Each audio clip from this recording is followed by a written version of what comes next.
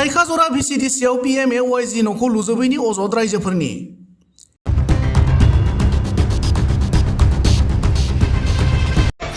न' मोनग्राया मैगं आबाद मावदों आद्रा लुनाय सोरखारि न'नि जायगायाव। सोरखारि न' लुनायाव जाख्ल'नायनि अजदआ गोदान बाथ्रा नङा। बेबादिनो आरोबाव चिरां जिल्लायाव सोरखारि न'खौ लुनानै होजोबैनि अजद सिखारदों। बेबाराव चिरां जिल्लानि सिडली ब्लकनि सिङाव थानाय थाइखाजरा भिसिडिसिआव सम बारलांब्लाबो PMAYG न'खौ लुनानै होजोबैयाव सोरखारि न' मोनग्रा रायजो राजाफोरा खुद्रिनायजों लोगोसे दुखु मोननाय फोरमायदों। सोरखारि न' मोनग्राफोरनि अजद न' लुनायनि रांखौ बिथांमोननिफ्राय लांनानै थांब्लाबो दासिमबो लुजोबनानै होआखै भिसिडिसिनि मासिगिरि आरो सोद्रोमाफोरा। बिथांमोनहा फोरमायनाय बादिब्ला 1 बोसोर बारलांबाय न' लुनाया, थेवबो दासिमबो जोबाखै। बेयो जाबाय खायसे मुलाम्फागिरिफोरनि न'आव हाग्रा दंफां बेन्दों बेनलाजों बुंफबनायनि नुथाय। खायसेया न' लुनाय जायगायाव मैगं आबाद मावदों। न'खौ लुजोबनानै होयैनि थाखाय गोख्रों रावजों सोंखारिदों थाइखाजरा भिसिडिसिनि मासिगिरि आरो सोद्रोमाफोरखौ सोरखारि न' मोनग्रा रायजोफोरा।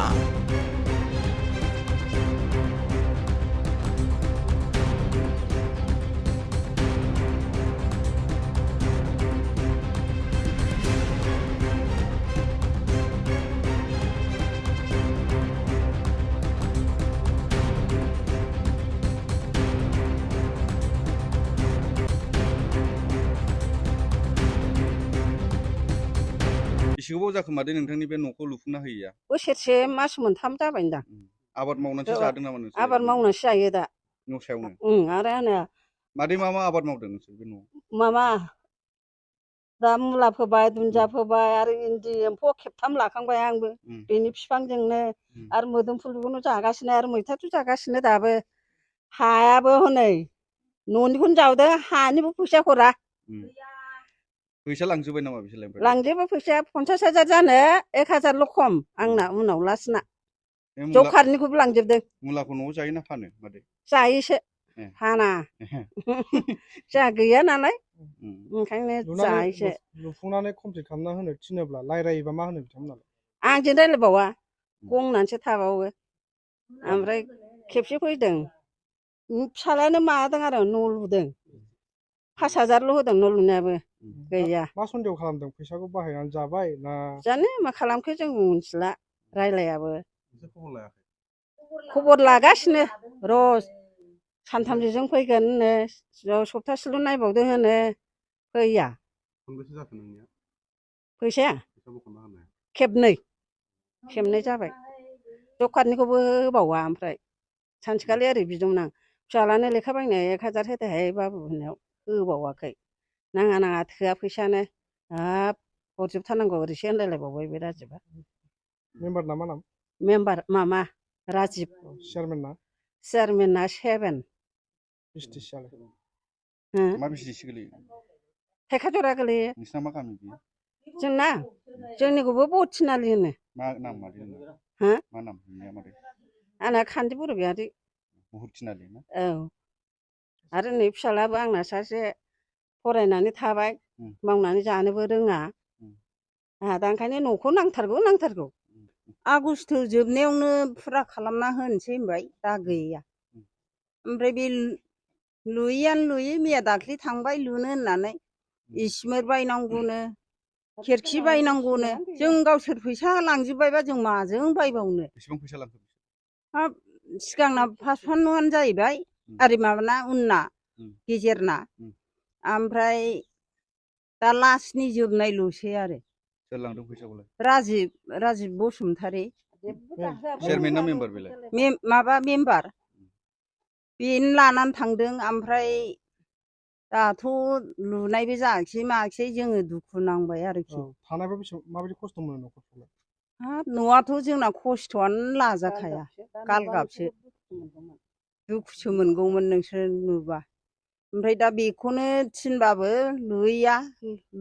ओमफ्राय नोंसोर इसिमिर बायदो, नोंसोर माबा बाला अन्थाइ बायदोसो होनो। बेसे गोबाव जाखो बे नोंथांनि न'खौ लुफुंनाया?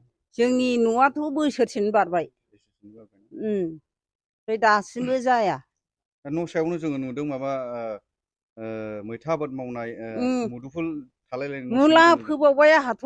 न' सायावनो औ आरो फोरला खुमब्रा जाखांजोब्बाय आङो होनबा मा बुंबावनो आं दुखु मोनबाय बेखौ सोङोबा मा होनो बिथांमोनालाय? सोङोबा र' लुगोन जागोन होनो ओमफ्रायथ' लुवा थिनो जोङो लुदो होननानै लुवा आरो बिसोरो दा मा खननै जाबाय दा लुनानै होनो थाखाय मा खावलायगोन?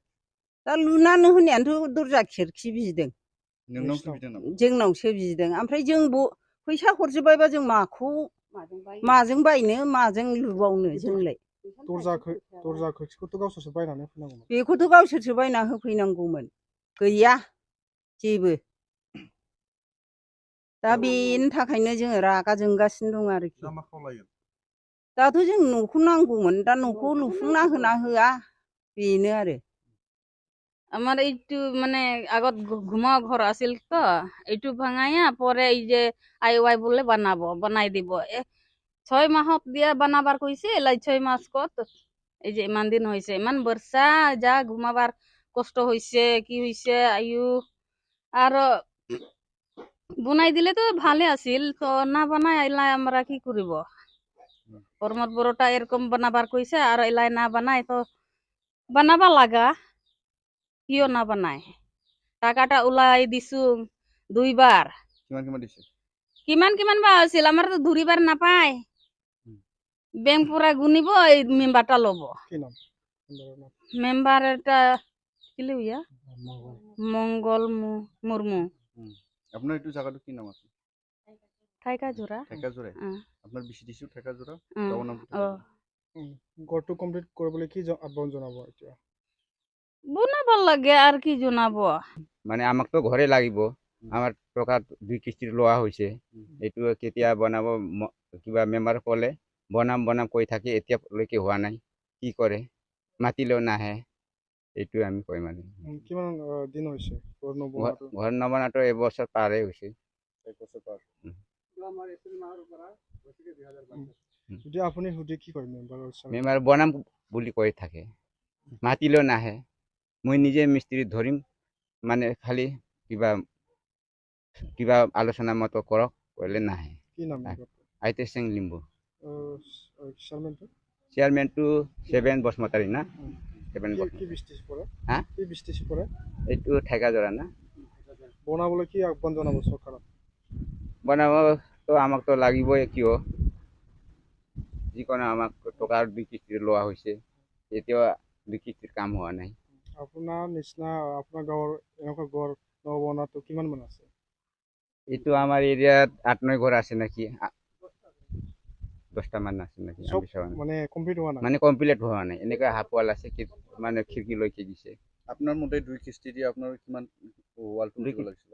এই যে মানে খিৰকি লৈকে যাব লাগিব মিস্ত্রি বিলাক কৈ দিছো মই কিন্তু হোৱা নাই হাবলে আছে নাকি হাফৱালে এই যে চাইছো এইটো হাফৱালে 2022 এপ্ৰিল মাহৰ পৰা তাৰপিছত এই মাহটো আছিল মাহটো আশা কৰি এই যে মৰি গৈছে এতিয়া 1 বছৰ হৈছে এটা মই 2022 পৰা এপ্ৰিল মাসৰ পৰা আৰম্ভ কৰিছিল তাৰ পৰা আৰে এৰি আছে তাই খবৰ নাই বনাম আজি বনাম কালি বনাম এনেকৈ কৈ মানে ঠগাই থাকে আৰু পেদি হুদে তাকো আৰু এই মেম্বাৰক কৈ আৰু বনাব লাহে বনাব কেতিয়া বনাব এই আইতা সিং তাৰপিছত কৈছে বনাব এইফালে বনাই আছে কেতিয়া বনাব আমাৰ তো ঘৰ লাগে না এতিয়া বাৰিষা সময়ত বতাহ ঘৰটো নহলে আৰু পিছত কি দৰকাৰ আছে আপনি মেম্বারও দিলে কালি বনাব কৈছে মই ৰাস্তাটো লগ পাইছিলো লগ পাওঁতে তোৰ মোৰটো কিয় বিষ হৈছে বনাব না এনেকৈ কয় আৰু উল্টা মই অকলে আছিল না এইবিলাকো নাছিল আৰু আহিবলৈ লগ নাপায় ঘৰতো ইমান ভাড়াত নগ'লে আৰু ভাড়াত লগ পালেও তেনেকৈ কয় আজি বনাম কালি বনাম তেনেকৈ ছেপ্টেম্বৰ অক্টোবৰ মাহ হয় এনেকৈ পাৰ হৈ গৈছে আৰু এই মেম্বাৰক চেয়াৰমেন দুজনে আহি লৈ গৈছে একবাৰ তুমি ঘৰতে গৈ দিছে প্ৰথম কিস্তিটো ঘৰতে গৈ দিছে মই খৰচ হ'ব বুলি আৰু ছেকেণ্ড কিস্তিটো ইয়াতে সৰু দোকান আছে ইয়াতে আহি মানে দুজনে আহি লৈ গৈছে পইচা চিন্তা কৰিব নালাগে আমি বনাম আপুনি খৰচ কৰিব নালাগে